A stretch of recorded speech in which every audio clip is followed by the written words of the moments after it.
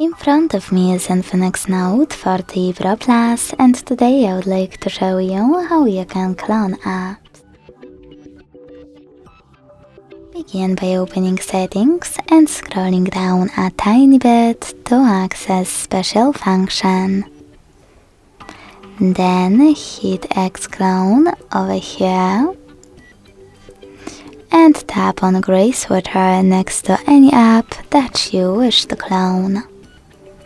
Following that, just wait.